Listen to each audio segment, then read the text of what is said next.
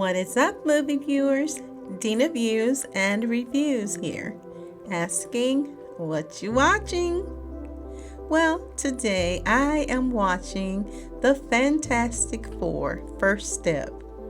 Now, this movie stars Pedro Pascal, Vanessa Kirby, Yvonne Moss-Bachrach, Joseph Quinn, Julia Gardner, and Ralph Ineson. It is written by Josh Friedman, Eric Pearson, and Jeff Kaplan. It is produced by Kevin Feige, Grant Curtis, Tim Lewis, Robert Kulzer, and Luis D'Esposito. It is directed by Matt Schachman. I finally got around to checking out 2025's version of the Fantastic Four: First Step movie. It is an all-new cast for this 2025 reboot of this classic Fantastic Four franchise. Mr. Fantastic, the Invisible Woman, the Human Torch, and Thing are all played by new actors.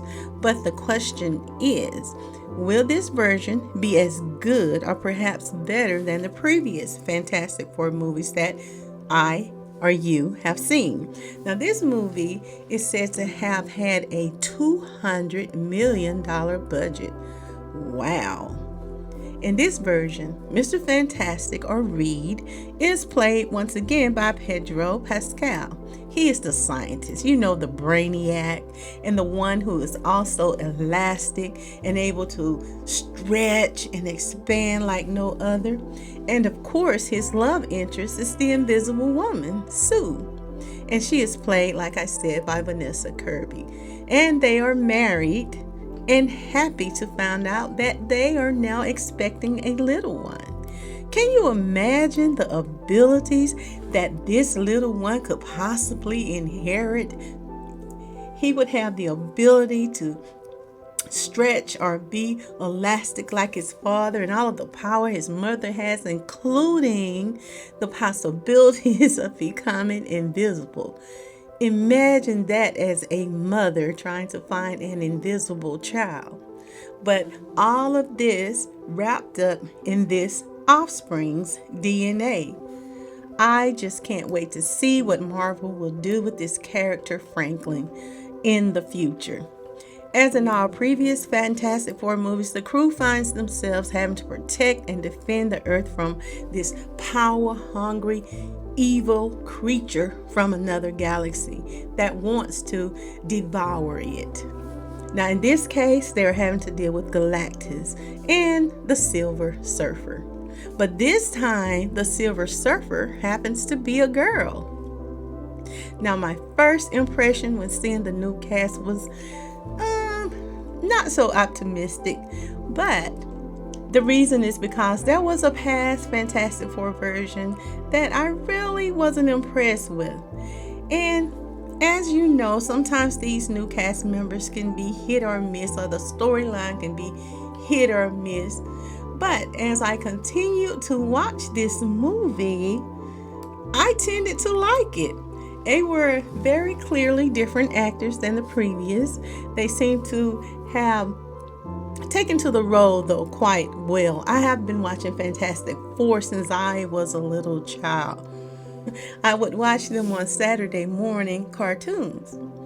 And I'm familiar with the popular roles of each of the characters. Admittedly, I was quite satisfied to find that the actors were able to exemplify, personify, and represent the characters that each were chosen to play wonderfully in this version, making each one of those characters that we've seen for years and years very familiar, relatable, and most of all, I think each actor was able to actually embody their personalities of each of the characters in the roles that they played.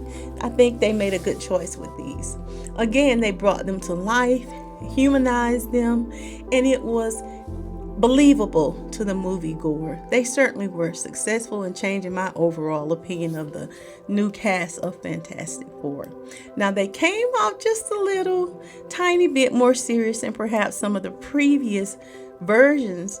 Even so, I think the script was well written, and in this case, because as I said before, they seemed relatable, relevant, I could see them in each of the roles: Sue, Reed, Johnny, and Thing. It was believable to me. A tight-knit family, and friends, and their focus again was protecting each other as well as the rest of the world. That is why I gave this movie a 3.5 star. Like I said, I wasn't expecting to like it as much as I did, but I ended up watching it 2 times, and the second time I watched it was with my little ones, and my little one insisted I purchase him the Fantastic Four action figures. That means he was impressed. If you are interested in checking out this movie for yourself, you can certainly do so, for it is rated PG-13 and it is currently streaming on Disney. If you have not already, like, share, and subscribe, and leave me a comment letting me know if you watched this movie, what you thought of the movie, as well as this review. Once again, this has been Dena Views and Reviews, inviting you to join me weekly for a new review, a new movie recommendation, or just a conversation about a movie. But most of all, I want you to remember, it's my view. Now, what are you watching?